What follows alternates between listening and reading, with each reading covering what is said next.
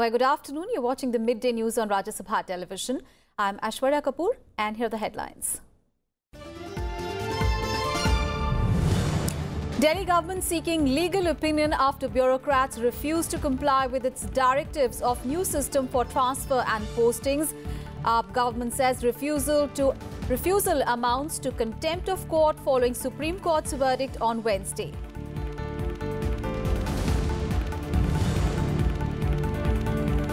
Petrol prices hiked for the first time in more than a month. Petrol hiked 16 paise a litre and diesel hiked 12 paise a litre.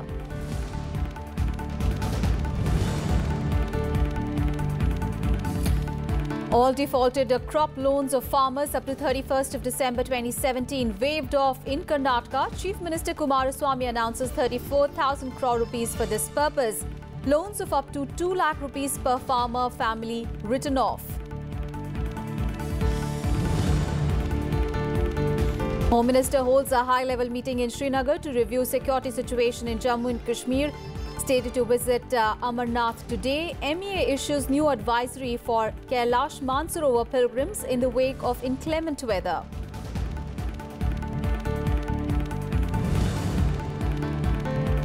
And PV Sindhu in the pre-quarterfinals of the Indonesian Open badminton tournament. Kidambi Shrikant's challenge ends at Wimbledon. Roger Federer in round 3. In women's draw, Caroline Wozniacki exits. Serena Williams advances. A top story is from Karnataka, where the State Chief Minister H.D. Kumaraswamy has announced a crop loan waiver scheme worth 34,000 crore rupees in the first budget of the Congress-JDS government. Now, according to the scheme, all defaulted crop loans of farmers up to 31st of December 2017 up to 2 lakh rupees per family will be waived off. The total size of the budget stands at 2,13,734 crore rupees, with 150 crore rupees earmarked for agriculture development. The 15,825 crore rupees for 6 elevated corridors across Bengaluru, and 50 crore rupees have been allocated for the rejuvenation of Belindur Lake in Bengaluru. The state government has announced also a hike in petrol prices, while diesel has also become dearer, and tax on liquor has also been raised by 4%. And Union Minister Arun Jaitley has said that the government's fiscal deficit target would not be breached on account of the higher MSPs for 14 crops. He said a large provisioning for the food subsidy has already been made in the budget for current fiscal. Now, taking to Twitter, he stressed the government's initiative in raising the MSPs for 14 crops would enrich and empower the farmers and raise the quality of life in rural India. The government aims to reduce the fiscal deficit for the current financial year ending March 2019 to 3.3% of the GDP from 3.5% in the previous fiscal. And according to a senior agriculture ministry official, the increase in MSP of paddy would result in additional burden of 12,000 crore rupees to the exchequer.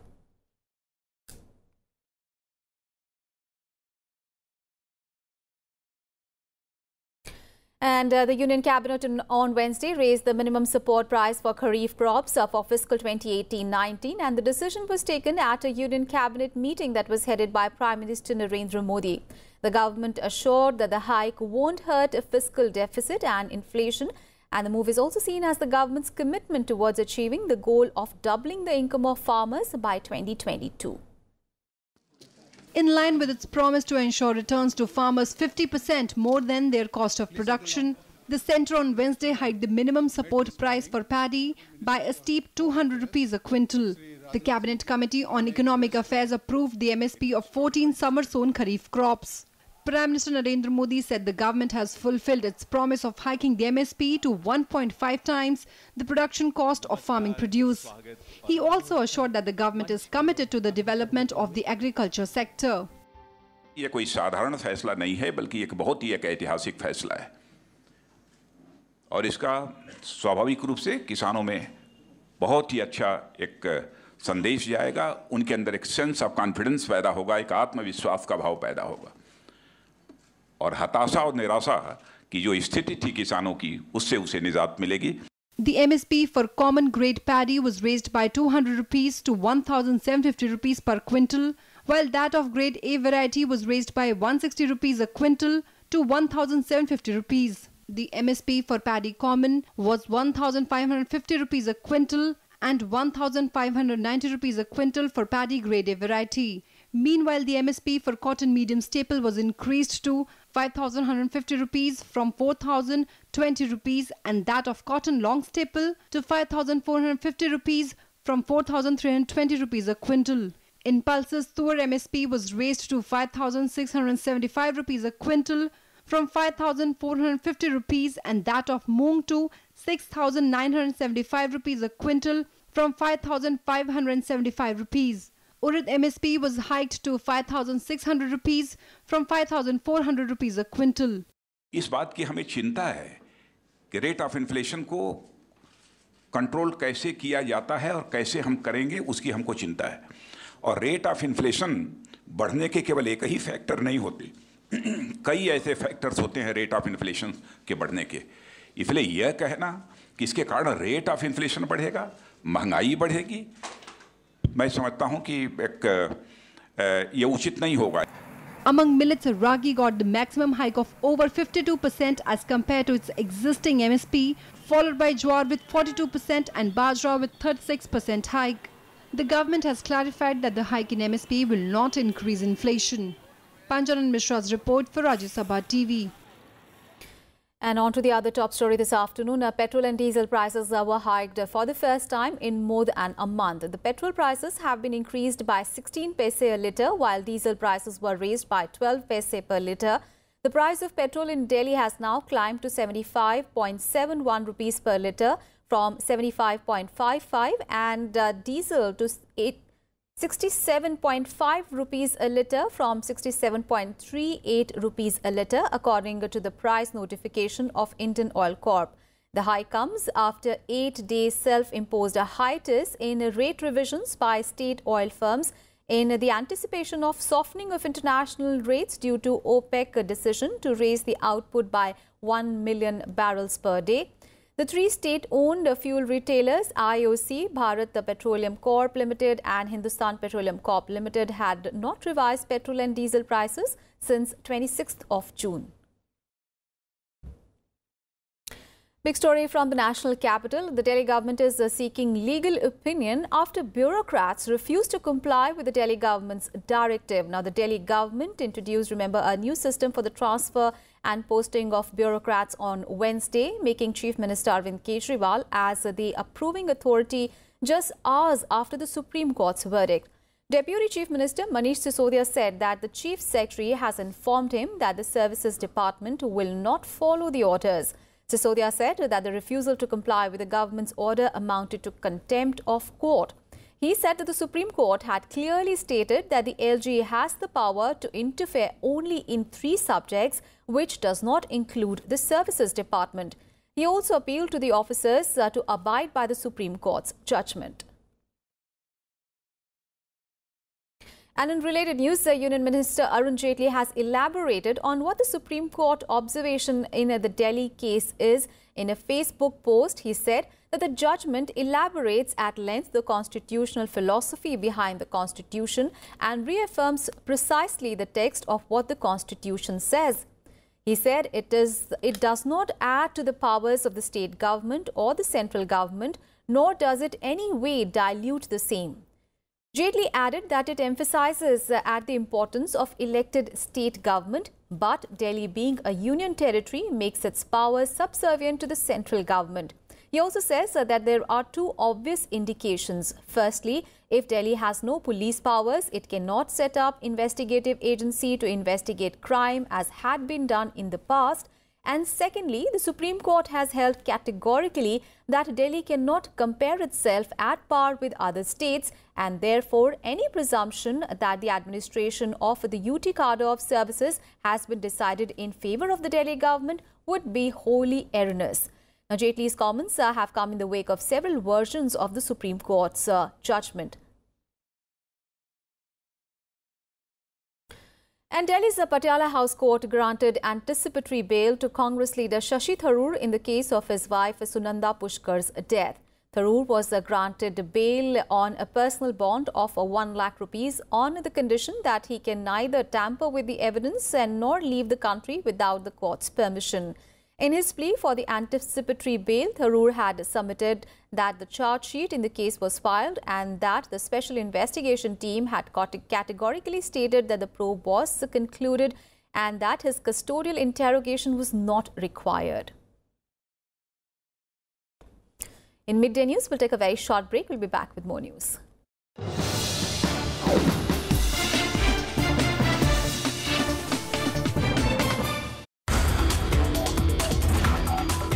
Neutrino physics, I told you that it is the most penetrating particle known in the world. Exactly what it is there. Is there a hole right there inside? Is there a hole somewhere nearby so that the earthquake may come tomorrow? We do not know. Only neutrinos can do it. Once everything about physics about the neutrinos are established, neutrino technology will come whether you like it or not. If we don't do it, other countries will do it. Neutrinos will do Earth terrestrial tomography. Watch Eureka with Dr. G. Rajasekharan, Professor Emeritus at Institute of Mathematical Sciences, Chennai. Saturday 4 p.m. and Sunday 12 noon, only on Rajya Sabha television.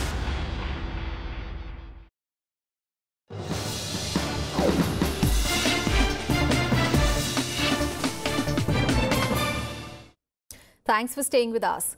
The RBI deadline to entities prohibiting them from providing services in relation to the cryptocurrencies ends today. The RBI had in its 6th of April circular had prohibited entities regulated by it from providing any service in relation to virtual currencies, including those of transfer or receipt of money in accounts relating to the purchase or sale of virtual currencies. The Supreme Court too had refused to stay the RBI circular. Cryptocurrencies are digital currencies in which encryption techniques are used to regulate the generation of the currency units and verify the transfer of funds operating independently of a central bank. And the Reserve Bank of India has also issued a license to Bank of China to launch operations in India. The decision comes after Prime Minister Narendra Modi's commitment to Chinese President Xi Jinping to allow Bank of China to set up branches in India during their meeting on the sidelines of the SCO summit last month. Bank of China is one of the very few state-owned commercial banks in China. India and China are focusing on expanding their economic ties and resolve differences on several sticky issues, including on the boundary dispute, by stepping up dialogue. News from Jammu and Kashmir. Home Minister Rajnath Singh today chaired a high-level meeting in Srinagar to review the security situation in the state of Jammu and Kashmir. The Home Minister is slated to visit the Himalayan shrine of Amarnath today, accompanied by a high-level delegation, including National Security Advisor Ajit Doval and Union Home Secretary Rajiv Gauba. Home Minister Rajnath Singh held a meeting with Governor N.N. Bora at the Raj Bhavan last evening. The Governor also briefed the Home Minister about the ongoing Amarnath Yatra. Meanwhile, in the wake of bad weather along the Kailash Mansarovar route in Nepal, the Ministry of External Affairs has now issued a new advisory. All the pilgrims, the state governments and 4 agencies have been asked to apprise themselves with the advisory, and pilgrims have been asked to get themselves medically examined before starting the yatra, as well as carry medicines for up to 1 month. The MEA further said that since Simikot and Hilsa are connected to the main areas by small aircrafts or helicopters, there are higher chances of pilgrims getting stranded, as the helicopters can operate only when the weather is clear. On to some other news, Vice President M. Venkaiah Naidu is on a 2-day visit to Andaman and Nicobar Islands. He was received by the Lieutenant Governor of Andaman and Nicobar Islands, Admiral D.K. Joshi, and other dignitaries. The Vice President inspected the guard of honour given to him jointly by the Army, Navy and Air Force on his arrival at Port Blair. Vice President Naidu visited the cellular jail at Port Blair, where freedom fighters were meted out cruel and inhuman treatment by the British. He also paid tributes to the heroes of the freedom movement.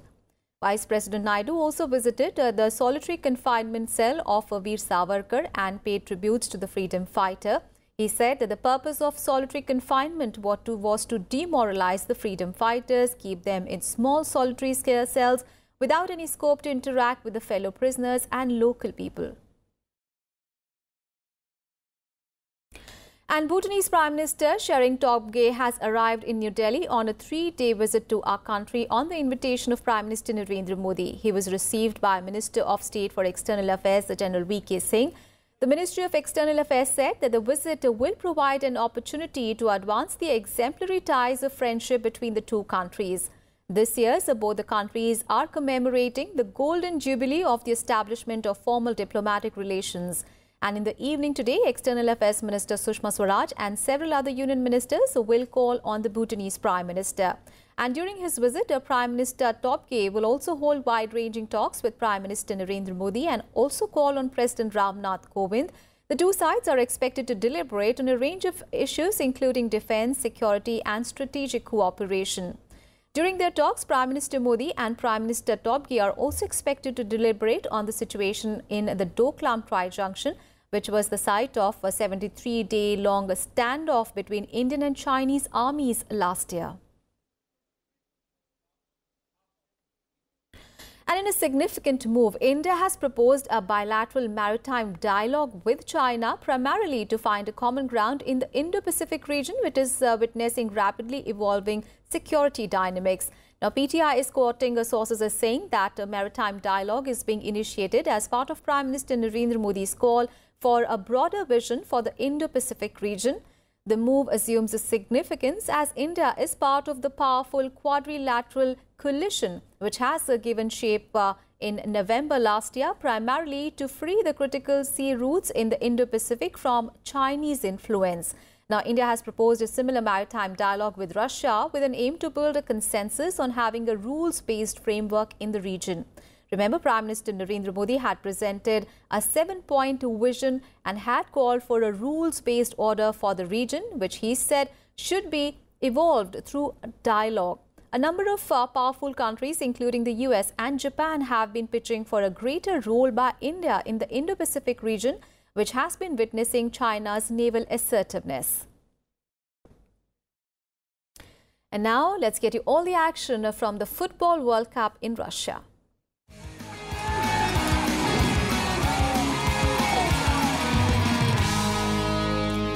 So in the FIFA World Cup, big guns are primed for the last 8 battles now, and the first mouth-watering quarter-final clash, Uruguay will take on France. After 3 lackluster games in group play, France was electric in the most recent match. It will be France's searing speed led by Mbappe and Antonio Griezmann against Uruguay's defense, anchored by Diego Godin on Friday in Russia. And the second quarterfinal on Friday will see Brazil clashing with Belgium in Kazan. Brazil are unbeaten at the tournament. They started with a 1-1 draw against Switzerland. Then they beat Costa Rica, Serbia and Mexico. And Belgium have won all of their matches in Russia, beating Panama, Tunisia, England and Japan. And 2 quarterfinals will be played on Saturday. In the first quarter-final on Saturday, Sweden will be up against England in Samara Arena. Gareth Southgate's 3 Lions, remember, beat Colombia 4-3 on penalties, the nation's first ever shootout victory at a World Cup to reach the last 8 of the tournament.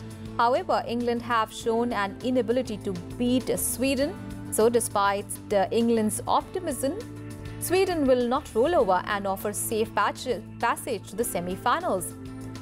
And Russia will clash with Croatia in the 4th quarter-final at the Fished Olympic Stadium in Sochi. The hosts have been impressing all with their convincing wins over Saudi Arabia, and Egypt was improved upon by a penalty shootout victory over Spain. On the other hand, Croatia are aiming to match their best ever showing at a final when they made it to the semi-finals in 1994 in their first World Cup since gaining independence, and since then it has been 3 group stage exits for them. So, with the top 8 teams of this World Cup already decided, there is one more competition between individual players that has everyone interested. That is the race to the Golden Boot, and leading that race is England's Harry Kane with 6 goals in 3 games.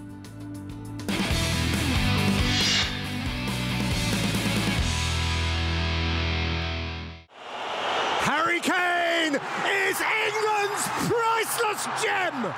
England captain Harry Kane's penalty against Colombia in the World Cup last 16 tie also made him the first English player to score in 6 consecutive internationals since 1939 to equalise Tommy Lawton's 79-year-old record.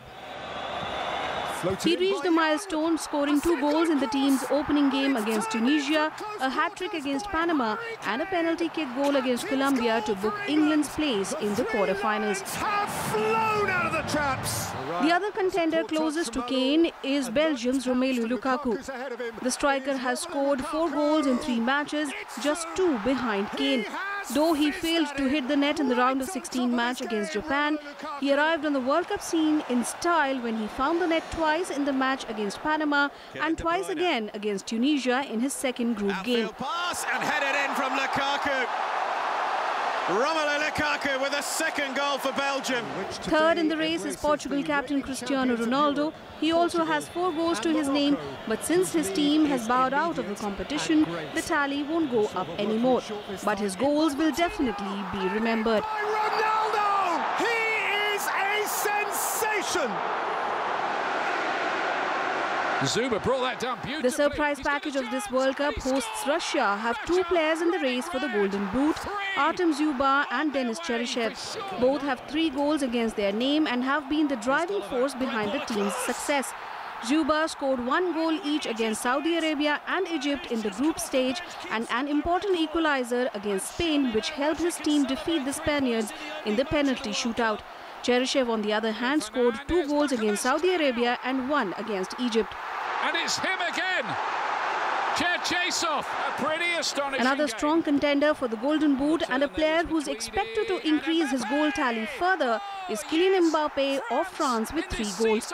Mbappe scored a goal against Peru to become the youngest player to ever score a goal for France at a major tournament and struck twice in the crucial knockout game against Argentina. Mbappe will also play a crucial role in the team's quarter-final bout against Uruguay. Mbappe's held back there. Well, dangerous. With 3 goals in 4 matches, Uruguay forward Edinson Cavani is looking dangerous in the tournament. With 1 goal against Russia and 2 against Portugal, Cavani is looking in top form and can win the Golden Boot. In the race to the Golden Boot, there is another Belgian player who is looking strong, their captain Eden Hazard. Hazard has scored 2 goals so far in the tournament in 3 games and can prove to be a dangerous player against Brazil in their quarter-final match. Brazil star Neymar also features on the list, having bagged his 2nd goal of the tournament in the team's 2-0 victory over Mexico. He will be hoping to score again when the South American Giants take on Belgium in the quarter-finals. Well, it was Coutinho who almost... With 2 goals each in their tally, Brazil's Felipe Coutinho, France's Antoine Griezmann, Swedish captain Andreas Granqvist and Croatian Luka Modric are other key players in the race to the Golden Boot. Kumar Abhishek's report for Rajya Sabha TV.